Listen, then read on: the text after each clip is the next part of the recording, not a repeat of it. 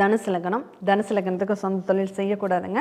அப்படி மீறி ஏற்கனவே நடத்திக்கிட்டு இருக்க தொழிலை நான் ரன் பண்ணியே ஆகணும் அப்படிங்கிற பட்சத்தில் அவங்க என்ன தெய்வத்தை வழிபாடு பண்ணலாம் அப்படின்னா, பச்சை அம்மன் வழிபாடு பண்ணுங்க. அதே மாதிரி பவளமலை முருகன் வழிபாடும் பண்ணுங்க. கண்டிப்பாக பச்சைமலை பவளமலை முருகனை வழிபாடு பண்ணுங்க. அது உங்களுக்கு சாதகமான பலன்களை ஏற்படுத்தும் அப்படின்னு சொல்லலாம்.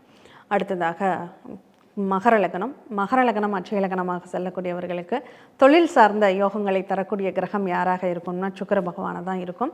அப்போ அந்த சுக்கிரன் பகவானுடைய தன்மைகள் சிறப்பாக இருந்தால் அவங்க தொழிலில் ஒரு நல்ல பெரிய லெவலுக்கு வரக்கூடிய ஒரு வாய்ப்புகள் உண்டு. அந்த சுக்கிர பகவானுடைய நிகழ்வுகள் அவருடைய வலிமை ரொம்ப குறைவாக இருக்குது, பலவீனமாக இருக்கார் அப்படின்னா, அப்போ அந்த சுக்கிரனை வலுப்படுத்துவதற்கு நம்ம என்ன பண்ணணும், தாயார் வழிபாடு.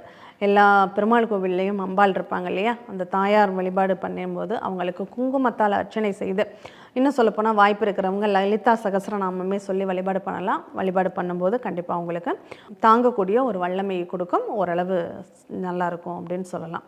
அதுவே கும்பம் அட்சய லக்னமாக செல்லக்கூடியவங்களுக்கு தொழில் சார்ந்த நிகழ்வுகள் அப்படின்னு பார்க்கும்போது அவங்களுக்கு செவ்வாய் பகவான் தான் தொழிலை நடத்தி கொடுக்கக்கூடியவராக இருப்பார். செவ்வாய் அவங்க ஜாதகத்தில் நல்ல அமைப்பில் இருந்ததுன்னா அவங்க தொழிலில் நிறைய வெற்றி வாய்ப்புகளை பெறக்கூடிய ஒரு வாய்ப்புகள், அடுத்தடுத்து நல்ல ஒரு பல தொழிலை பெருக்கக்கூடிய ஒரு சூழ்நிலைகள் கூட ஏற்படும்.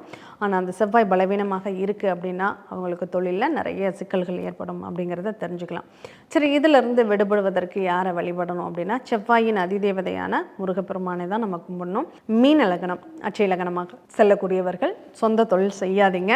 செஞ்சுக்கிட்டு இருக்கீங்க, அதை கண்டினியூ பண்ணி தான் ஆகணும், வேறு வழி இல்லை அப்படின்னா மட்டும் நீங்கள் ஆஞ்சநேயரை பலமாக பிடிச்சிக்கோங்க. ஆஞ்சநேயர் அனுகிரகத்தோடு அந்த தொழிலை வெற்றி வாய்ப்புகளோடு நடத்தக்கூடிய ஒரு வாய்ப்புகளை கொடுக்கும். ஆனால் லாபம் நிறைய கிடைக்கும்லாம் எதிர்பார்க்காதீங்க.